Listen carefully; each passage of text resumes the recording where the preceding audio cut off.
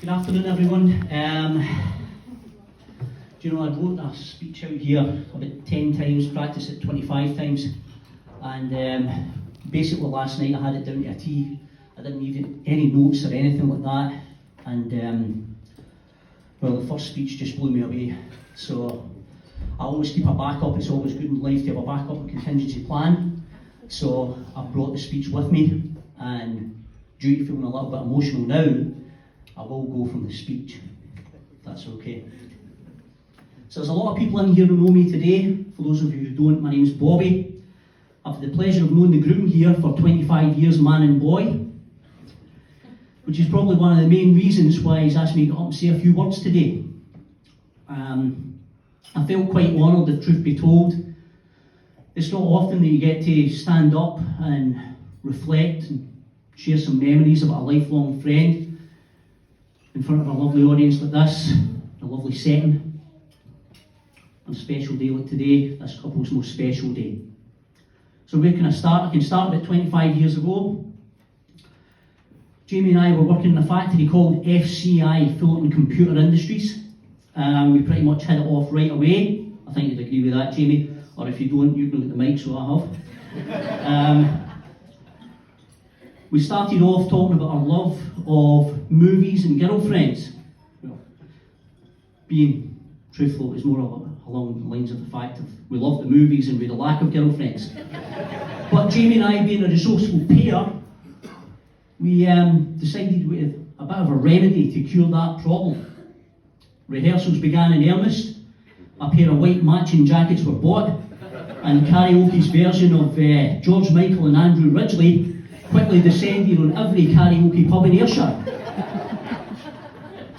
This was fantastic stuff back in a time where, thank God, there was no social media. We sang and sang and sang, nights out were endless. I can even recall one time recalling Ronan Keating's 1999, was it, Jamie? 1999? Number one hit, When You Say Nothing at All. Launching into that at the top of our voices before being rudely interrupted by our boss Danny telling us that we should heed the words of the song, and there were other people waiting in the canteen lunch crew for the lunch apart from us. So that was happening way back in the day. These occurrences, right enough, were no isolated incidents. The local pubs became most hospitable to us throughout the years. In particular, the Buff and Prestwick. I don't know, has anybody ever been to the Buff and Prestwick? Yeah, there we go, right, we all know the Buff. Right. Jamie and I went there one evening, full of Corona-style courage, believe it or not. That was our drink back in the day. Never before, by the way, had we been met with such hospitality. Free food, drinks, champagne flutes in the go. So Jamie and I naturally treated the audience to a few of our hits. In fact, it was half a dozen, as I remember correctly. Helping ourselves to the food, people were actually shaking their heads in disbelief and smiling, as we thought at the time it was due to our vocal extraordinary abilities. It turns out, about an hour into it, we were approached by an elderly man and a teenage girl, demanding to know who we were, because it was a private family function. There was no singing entertainment, and who the hell were we?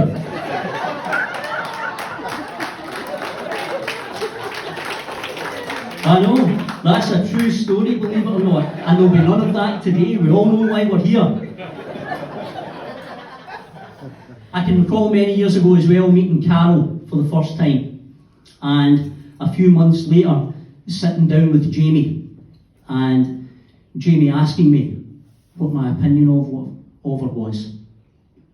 I could only be honest with him and say to him right at that time, I told him that without a shadow of a doubt, I thought that she was the one for him.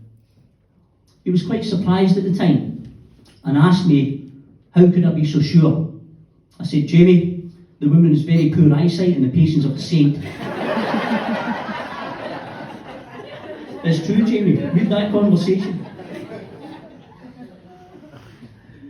All kidding aside, I could stand here telling stories all night about him. And thankfully for him, I'm not going to, right? But it doesn't matter how much time passes between us seeing each other. There's always been a warm handshake, good smile, and good times all the time. And to be honest, that's what friendship is. And today, this is what life is. Yeah? Sitting here, enjoying everybody's company on your special day with people who love you. Now, there is a saying that goes like this: there's no amount of money ever bought a second of time. It's the most priceless commodity.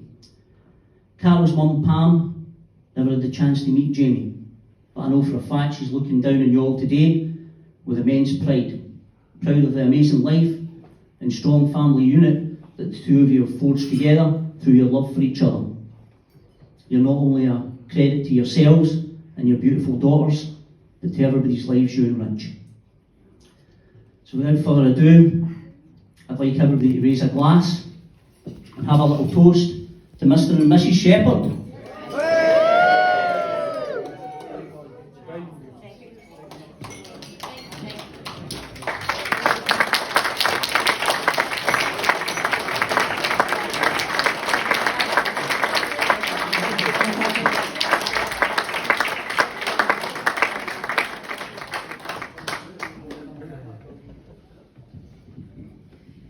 Ladies and gentlemen, can you please put your hands together one more time for your top table speakers?